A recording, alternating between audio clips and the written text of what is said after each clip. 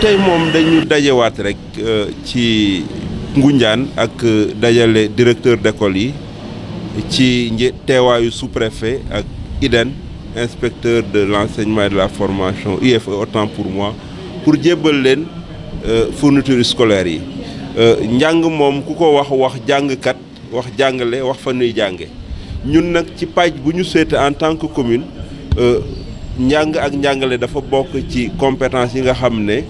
réew mi daf ko jagleel gox yi ak gox-goxaan yi lu mat fukki at a ngi nii ci commune Ngoundiane bokk nañ ci ñoo xam ne ci raar ci communes yi laata école di ubbi sax joxe nañu fourniture yi tradition boobu moom lañ doon màggalaat tey génne lu mat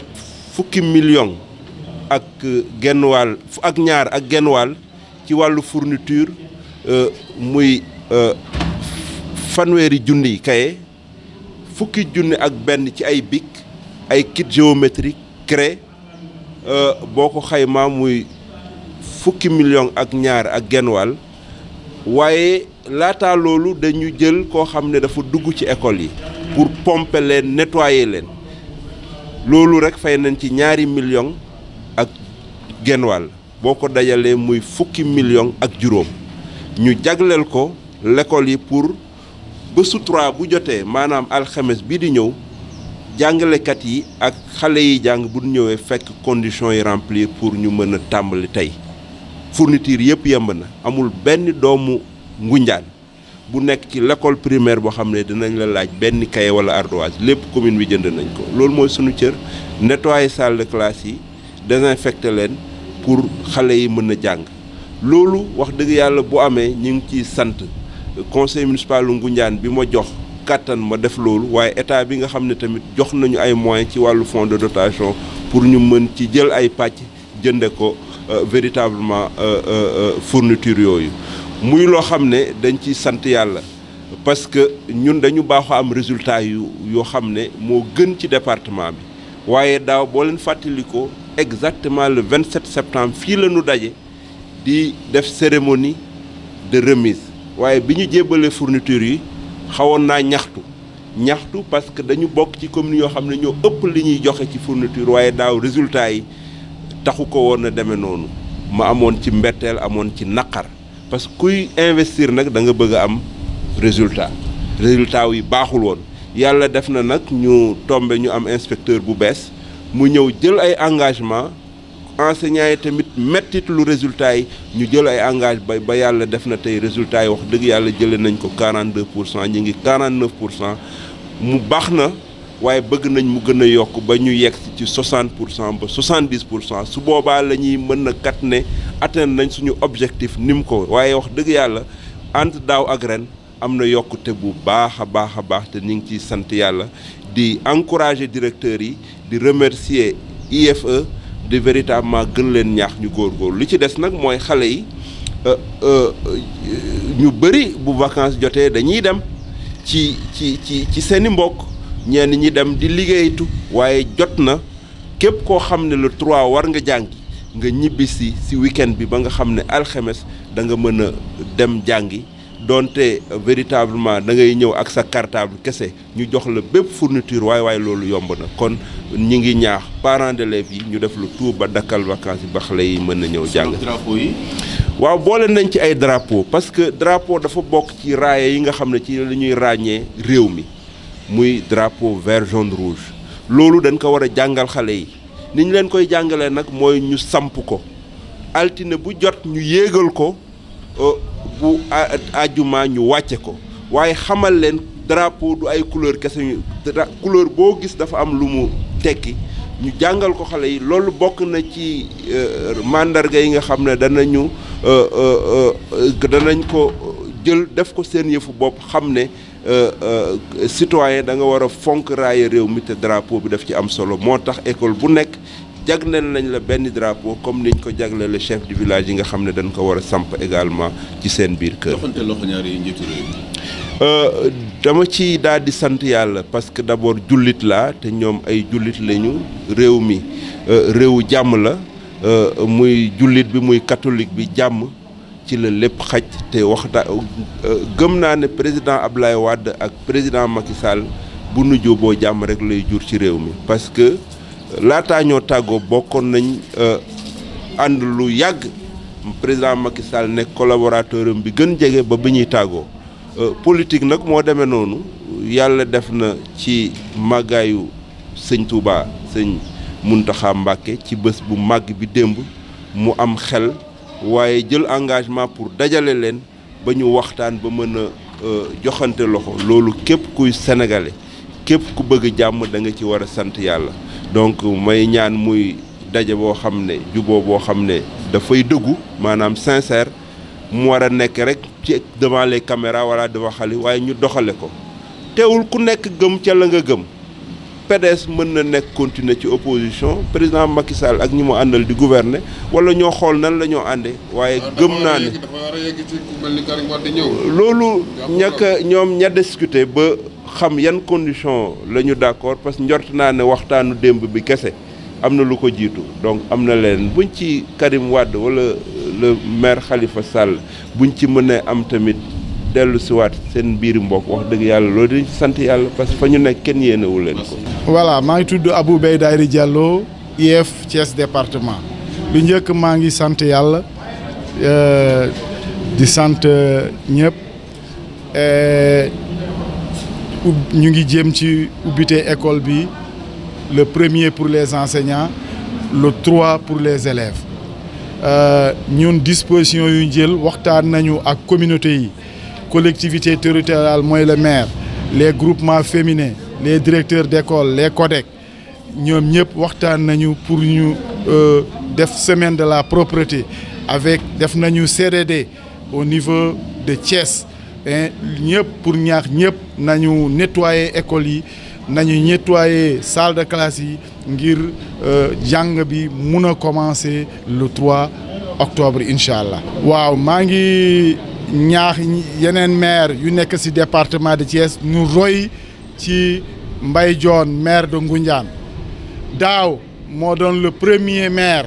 ci 12 maires ci département Thiès bu njëkkoon joxe fourniture scolaire ren aussi mooy le premier maire bu njëkk joxe fourniture scolaire pour ñu ubbi tey jàng tey ci école yi mun a nekk maa ngi ñaax yeneen maires yi nañu roy ci moom nañu fexe ba joxe fourniture yi avant le 3 pour njàng bi mun a commencer lu ñuy wax ubbi tey jàng tey mun a nekk effectif ci école département Thiès yëpp. waaw ci mbirum résultat yi maa ngi fekkoon Thiès département ci 49% léegi indi nañ ko ci 50,11% danañu waxtaanaat ci suñu biir danañ waxtaanaat ak directeur d'école yi dañu leen gën a ñaaxaat pour ñu pousser résultats yi ndax ñu am lu raw lu ñu am ren. jàngalekat yu manqué juróomi at a ngi nii Thiès département musul am ci enseignants yu bees yi te am na ay enseignants yu retraités am nañu feebar am na ñuy gaañu mais amul remplaçant Thiès département a un besoin de 35 enseignants 20 français et 10 arabes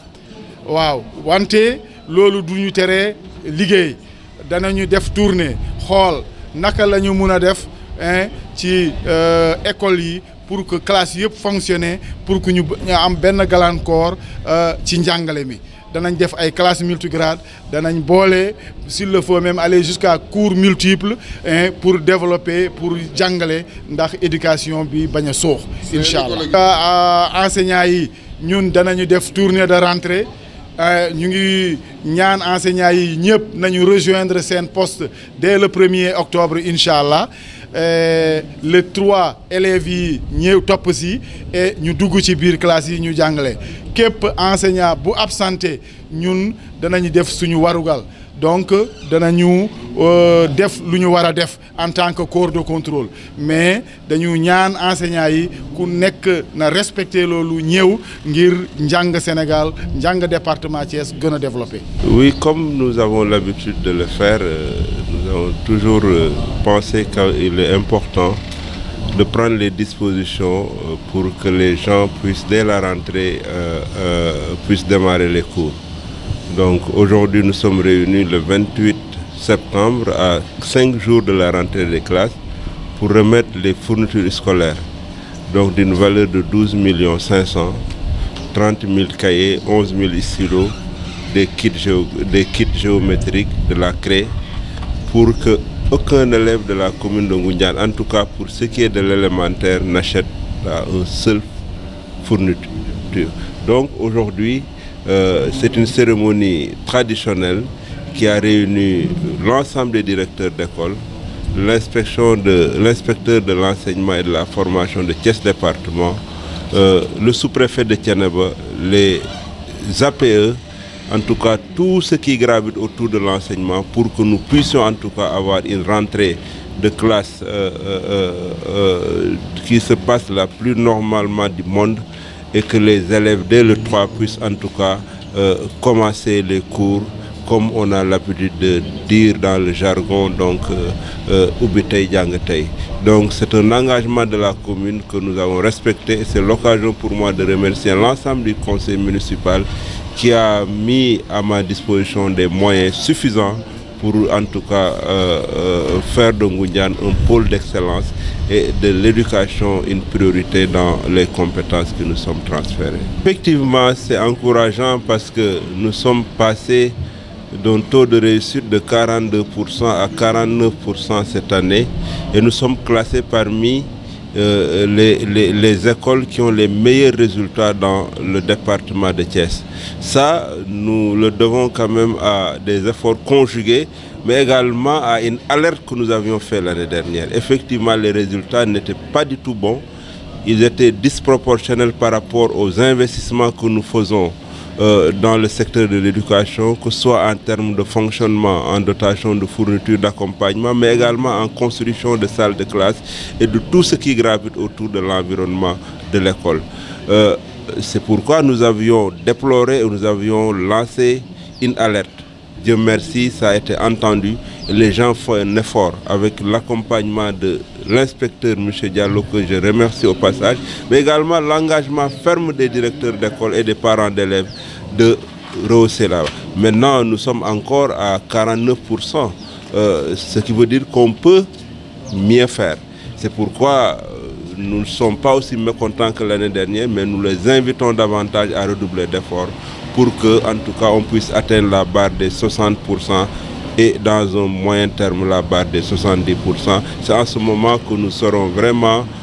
satisfaits des résultats que nous avons obtenus par rapport aux investissements que nous faisons. Effectivement, en plus des 12 500 000 qu'on a mis dans les fournitures, nous avons mis 2 500 000 pour désinfecter et nettoyer toutes les écoles. Nous en avons 19, nous avons commis un entrepreneur spécialisé, et toutes les écoles dans les 48 heures seront complètement nettoyées et désinfectées, ce qui veut dire tout simplement qu'au 3, toutes les conditions seront réunies pour une rentrée des classes paisibles. Ça, nous le faisons grâce à nos ressources propres, mais également aux ressources que l'État du Sénégal a mis à la disposition des collectivités territoriales. Une bonne partie des fonds de dotation a été financée, des fournitures a été financée sur les fonds de dotation. Nous en recevons tous, les 557 communes du Sénégal reçoivent des fonds de dotation. Et je peux dire sans risque de me tromper que la commune de Ngoundiane et la commune de Ndiayen Sira et la commune de Fandène ont les plus faibles dotations en termes de ressources liées aux fonds de dotation. Donc ça veut dire que toutes les autres ont plus que nous. Donc, si je prends l'exemple du département de Thiès, tout le monde devait en tout cas être à mesure de faire la même chose, parce qu'ils ont reçu autant de moyens ou plus que moi pour en faire. Donc je lance un appel quand même à mes collègues maires d'en faire une priorité, parce que l'éducation est une compétence transférée et l'État central ne peut pas à la fois s'occuper de construction et de fonctionnement. C'est pourquoi nous devons faire un effort pour aider l'État à satisfaire. Le message, c'est d'écourter les vacances. Les vacances, c'est terminé depuis une semaine. Tout vacancier devait avoir le réflexe de dire, écoute, je rentre, parce que c'est bientôt la rentrée des classes, et c'est aux parents d'élèves également de prendre les conditions, que ce soit les parents qui les accueillent, que ce soit les parents qui les laissent aller en vacances chez les autres, ou pour aller faire autre chose. Il est grand temps, je pense que ce week-end doit être le dernier pour que les vacanciers rejoignent leur terroir, pour pouvoir en tout cas être en classe le 3 octobre, s'il plaît à Dieu. Une chose, C'est une excellente chose parce que jàmm ci la lépp xaj. Abdoulaye Wade quand même est le dernier président sortant de la République du Sénégal. Le président Macky Sall a été un de ses plus courageux collaborateurs. Les vicissitudes de la vie politique les ont séparés pendant 7 ans. Je pense par la grâce de Dieu et par, en tout cas, l'engagement du Khalife général des Mourides, ce grand jour a permis ce retrouvailles en 2 chefs d'État, un ancien et l'actuel. Je pense que nous pouvons que nous en féliciter et c'est le Sénégal qui en gagne. Ça ne fait que grandir les 2 hommes et je pense que la stabilité du Sénégal, en partie, peut dépendre véritablement de ces retrouvailles que nous souhaitons véritablement qu'elles soient durables, qu'elles soient sincères pour le bénéfice de notre pays et de tout le peuple sénégalais. Cela peut aboutir au retour de Karim Wade? Je ne sais pas, ça appartient exclusivement aux autorités qui en ont discuté de savoir. Mais ce qui est évident, c'est que la paix ne peut être qu'utile pour eux et pour le Sénégal. Les conséquences en termes d'amnistie ou truc, vraiment, je ne peux pas m'en prononcer. Voilà, au niveau du département, on a tenu une rencontre avec les présidents, les maires des collectivités territoriales, les ASC, les groupements féminins et certains directeurs d'école pour demander de sensibiliser les populations lors de la semaine de la propreté pour le désherbage et le nettoyage des salles de classe pour que le 1er ou bien le 3, que la rentrée soit effective. Pour les fournitures, oui, il y a le maire de Ngounial et le premier maire parmi les 12 à réagir aujourd'hui le 28 septembre. Mais les autres maires, on a communiqué avec eux, ils sont en train vraiment de faire pieds et mieux pour vraiment mettre en place les fournitures avant la rentrée des classes. Oui, il y a des efforts à faire. J'avais trouvé le département à 49%. Maintenant, on est à 50,11%. Je crois qu'on fera mieux, Inch'Allah, les années à venir. Que dites-vous aux collègues souvent absentistes lors de la rentrée? Pour les absentéistes, on va sévir parce qu'on a dit on fera une tournée le jour de la rentrée avec les inspecteurs chefs de district pour constater de visu l'effectivité vraiment de la présence des maîtres dans les écoles. Et on va sévir aux absentéistes. Voilà, c'est l'école de la communauté. Nous demandons aux parents d'élèves de faire tout pour que les élèves soient présents le jour de la rentrée et que les cours puissent vraiment démarrer, les enseignements, apprentissages puissent démarrer le jour J. Les maires ont fait leurs efforts, les écoles sont désherbées, les salles de classe sont désinfectées et nettoyées, donc les maîtres seront sur place dès le 1er jour, donc les élèves doivent être au rendez-vous le 3 et entrer dans les classes pour commencer les enseignements apprentissages. Côté personnel, Thiès département souffre depuis 5 ans de problèmes de personnel. On l'a signalé à Sali, au ministre de l'Éducation nationale. On a un déficit de 35 enseignants, 20 français et 10 arabisants. Mais néanmoins, nous allons faire avec des classes multigrades vraiment pour pouvoir boucher les trous et pour pouvoir mener à bien les enseignements apprentissages. Voilà, pour les recommandations du ministre, le ministre a eu à décliner 5 priorités au niveau vraiment des 5 ans à venir. La première priorité, c'est l'apaisement du climat social.